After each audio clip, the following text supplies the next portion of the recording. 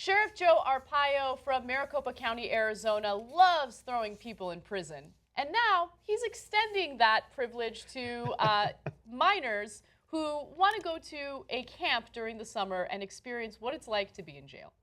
Now, this thing that he created is a summer camp, and it's known as Summer S.T.A.R.S, and it takes place in Tent City.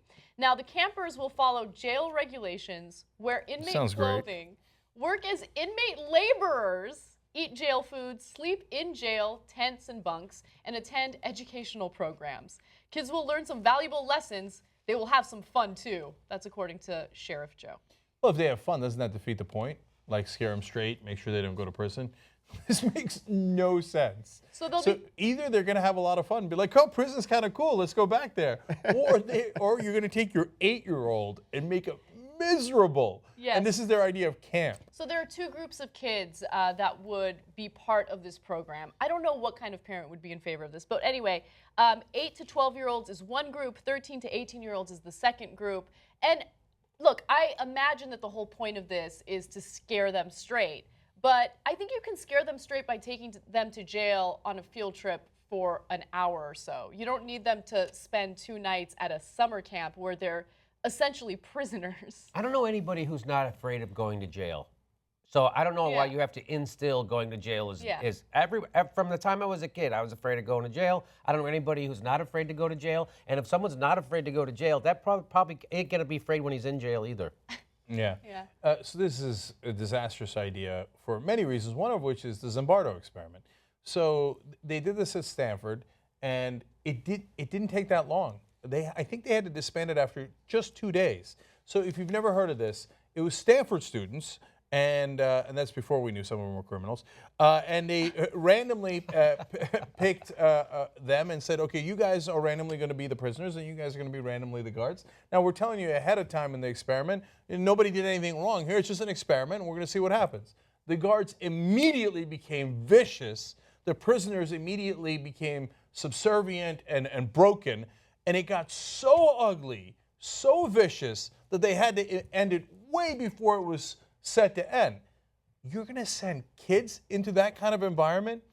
And it goes to Sheriff Joe Arpaio's lack of sense completely. Like, he works in this, probably never looked up the Zimbardo Experiment, which is enormously famous. First of all, if you're a warden anywhere in the United States, you should look up the Zimbardo Experiment. Yeah, you have to be aware of it. I mean, how are you not aware of that? And to willingly put kids into that situation that are, that could be more psychologically vulnerable. Sure, they're not as evolved even as college students. Right, and because the prisoners started to believe that they had done something wrong. Even though they're incredibly smart kids who were told you didn't do anything wrong, and they're much older, they're in college, and they started to internalize it immediately, like there was something wrong with them, and they deserved their punishment. You're gonna do that to 8-year-olds? Are you mental? I feel like one of the best ways to keep the youth out of juvenile detention centers or from being, criminal adults is by giving them opportunities, right? So, focusing more on educating them with quality education in public schools, making sure that you have opportunities available for them so they can take advantage of that and focus on that as opposed to focus on, bad things in society. I just feel like scaring kids straight isn't the right strategy. You can't try to scare kids straight and then also be in favor of defunding education and defunding opportunities for them. Yeah, the scare straight thing that it was a very effective film, I think, originally. It was a bunch of these sort of incorrigible youths that were taken into a prison, and they had real prisoners, some of them were lifers, in their face. It was a very intense experience to both witness and I'm sure for the people involved. And the kids were literally sort of scared off of the bad course that they were on. Since then, though, kids have evolved and they're aware of this more. It's, as you say, they don't need this dose of reality. They get it in all kinds of different ways. Prisons are portrayed in everything from Orange is the New Black to different prison documentaries that these kids have access to. They've been given the message, drugs are bad, gangs are bad, a million times. Do those messages help, and should they continue to be communicated? Of course. But to your point, the real heavy lifting of helping these kids is associated with after-school programs, preschool programs.